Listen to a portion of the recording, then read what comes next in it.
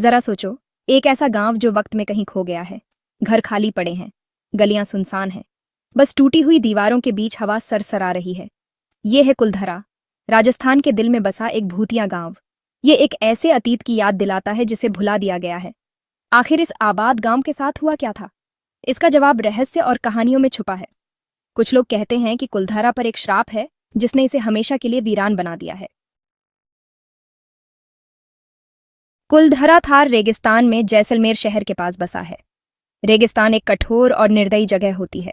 यहाँ तेज धूप, रेत के बवंडर और एक अजीब सी खामोशी होती है। फिर भी जिंदगी ने यहाँ भी अपना रास्ता खोज ही लिया है। सदियों पहले रेत के टीलों के बीच कुलधरा नाम का एक खुशहाल समुदाय रहता था। ये पालीवाल ब्राह्मणों का घर था, जो खेती में माहिर और शांत स्वभाव के लिए जाने जाते थे। उन्होंने इस चुनौतीपूर्ण माहौल में खुद के लिए एक जिंदगी बनाई थी। पालीवाल ब्राह्मण अपनी बुद्धिमानी और कर्मठता के लिए जाने जाते थे। उन्होंने रेगिस्तान में खेती की कला में महारत हासिल कर ली थी। बड़ी ही सावधानी से उन्होंने रेतीली जमीन से जीवन का रस निकाला। उन्होंने फसलें उगाईं और जानवर पाले। उनकी देखभाल में उनका गांव फला फूला। कुलधरा उनकी कड़ी मेहनत का प्रमाण था। उन्होंने खूबसूरत घर बनाए और अपने देवता को समर्पित एक भव्य मंदिर बनवाया। रेगिस्तान के बीचों बीच ये गांव उम्मीद और समृद्धि की किरण की तरह था। कई पीढ़ियों तक पालीवाल ब्राह्मण शांति और सद्भाव से रहे। वो आत्मनिर्भर लोग थे। वे पड़ोसी गांवों के साथ व्यापार करते थे। वे यात्रियों का खुले हाथों से स्वागत करते थे। बुजुर्ग अपनी बुद्धि और ज्ञान से नई पीढ़ी को सींचते थे। बच्चों की हंसी की आवाज गूंजती रहती थी।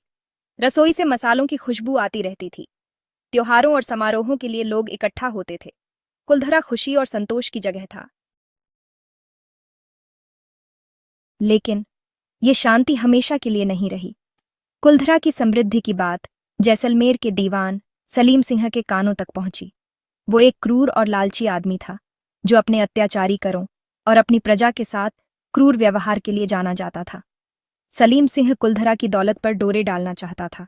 उसने गांव पर नजरें गड़ा दीं और ठान लिया कि वो यहाँ के लोगों से ज्यादा दौलत हथियाएगा। उसने पालीवाल ब्राह्मणों पर बहुत ज्यादा कर लगा दिए। उसकी लालच की कोई सीमा न थी। एक दिन सलीम सिंह कुलधरा आया। यह गांव राजस्थान के थार रेगिस्तान में बसा हुआ था, जो अपनी समृद्ध संस्कृति और परंपराओं के लिए जाना जाता था। सलीम सिंह, जो उस समय का एक शक्तिशाली और क्रूर मंत्री था, अपने सैनिकों के साथ गांव में दाखिल हुआ। गांव में घूमते हुए उसकी नज़र गांव के मुखिया की बेटी पर पड़ी। वो गांव के मुखिया की बेटी की खूबसूरती देखकर मोहित हो गया। उसकी सुंदरता ने सलीम सिंह को मंत्रमुग्ध कर दिया। वह लड़की अपनी सादगी और मासूमियत के लिए जानी जाती थी। सलीम सिंह उस पर फिदा हो गया और उसे अपना बनाने की जिद ठान ली। उसने सोचा कि अगर वह इस लड़की से शादी कर लेता है तो उसकी प्रतिष्ठा और भी बढ़ जाएगी। उसकी आंखों में एक अजीब सी चमक थी, जो उसकी नीयत को साफ जाहिर कर रही थी। उसने गांव के बुजुर्गों के पास एक संदेश भिजवाया, जिसमें उसने उस लड़की से शादी करने की मांग की। संदेश में उसने लिखा कि अगर उसकी मांग पूरी नहीं की गई तो इसके गंभीर परिणाम होंगे। गांव के बुजुर्गों ने यह संदेश पढ़ा और वे चिंतित हो गए। इस मांग ने कुलधरा में हड़कंप मचा दिया। गांव वाले डर गए। वे जानते थे कि सलीम सिंह एक निर्दयी व्यक्ति है और उसकी मांग को ठुकराना आसान नहीं होगा। गांव में हर तरफ अफरा तफरी मच गई। वो सलीम सिंह की क्रूरता के बारे में जानते थे। उन्होंने सुना था कि सलीम सिंह ने पहले भी कई गांवों को बर्बाद कर दिया था। उसकी क्रूरता की कहानियां दूर दूर तक फैली हुई थीं। वो अपनी किसी भी बेटी को उसके हाथ कभी नहीं सौंपते। गांव के मुखिया और बुजुर्गों ने मिलकर इस बात पर चर्चा की कि क्या किया जाए। वे अपनी बेटी को सलीम सिंह के हाथों में नहीं सौंप सकते थे। उन्होंने उसकी मांग मानने से साफ इनकार कर दिया। उन्होंने फैसला किया कि वे अपनी बेटी की रक्षा के लिए कुछ भी करेंगे, चाहे इसके लिए उन्हें कोई भी कीमत चुकानी पड़े। गांव के लोग एकजुट हो गए और उन्होंने सलीम सिंह की मांग को ठुकरा दिया, यह जानते हुए कि इसके परिणाम स्वरूप उन्हें भारी मुश्किलों का सामना करना पड़ सकता है। सलीम सिंह उनके इनकार से बहुत नाराज हुआ। सलीम सिंह, जो एक शक्तिशाली और निर्दयी शासक था, ने अपनी इच्छा पूरी न होने पर गुस्से में आकर कुलधरा के निवासियों को धमकी दी। उसकी आंखों में क्रोध की ज्वाला थी और उसकी आवाज में एक खतरनाक चेतावनी। उसने कुलधरा को तबाह करने की धमकी दी। उसने कहा कि अगर उसकी मांगें पूरी नहीं हुईं तो वह गांव को मिट्टी में मिला देगा। गांव के लोग उसकी धमकी से भयभीत हो गए, क्योंकि वे जानते थे कि वह अपने शब्दों का पालन करेगा। उसने कसम खाई कि वो अपनी सेना के साथ वापस आएगा और जो चाहेगा वो जबरदस्ती ले लेगा। उसकी सेना पहले से ही तैयार थी और वे किसी भी समय हमला कर सकते थे। गांव के लोग इस खतरे को समझते थे और वे जानते थे कि उन्हें जल्द ही कोई निर्णय लेना होगा। गांव वालों के सामने एक मुश्किल चुनाव था, या तो उसकी मांग मान लो या फिर अपने प्यारे घर को छोड़ दो। ये निर्णय उनके लिए बहुत कठिन था, क्योंकि उनके पूर्वजों ने इस गांव को बसाया था और यह उनकी पहचान का हिस्सा था। लेकिन वे जानते थे कि अगर वे रुके तो उनका विनाश निश्चित था। उन्होंने अपना घर छोड़ना बेहतर समझा। उन्होंने अपने सामान पैक किए, अपने प्रियजनों को अलविदा कहा और अपने दिलों में भारी दर्द के साथ उन्होंने अपने घरों को छोड़ने का निर्णय लिया। यह एक ऐसा निर्णय था जिसे वे कभी नहीं भूल सकते थे। आधी रात को, अंधेरी रात में, कुलधरा के सभी लोग चुपचाप वहां से चले गए। वे चुपचाप और सावधानी से चले ताकि कोई उन्हें देख न सके। उनके कदमों की आवाज भी सुनाई नहीं दे रही थी, क्योंकि वे जानते थे कि उनकी सुरक्षा इसी में है। वो अपने घर, अपने खेत और अपना सब कुछ पीछे छोड़ गए। उनके घर अब खाली और वीरान थे और उनके खेत अब बंजर हो गए थे। यह दृश्य बहुत ही दुखद था, क्योंकि ये एक समृद्ध और खुशहाल गांव था जो अब खंडहर में बदल गया था। वो रेगिस्तान में गायब हो गए और कभी वापस नहीं लौटे। वे रेगिस्तान की अनंत रेत में खो गए और उनके कदमों के निशान भी धीरे धीरे मिट गए। कुलधरा अब एक रहस्य बन गया और उसकी कहानी सदियों तक लोगों के दिलों में जीवित रही। जाने से पहले सभी गांव वाले कुलधरा के बाहर इकट्ठा हुए। भारी मन से उन्होंने गांव पर श्राप दिया। उन्होंने कसम खाई कि कोई भी कुलधरा में फिर कभी बस नहीं पाएगा।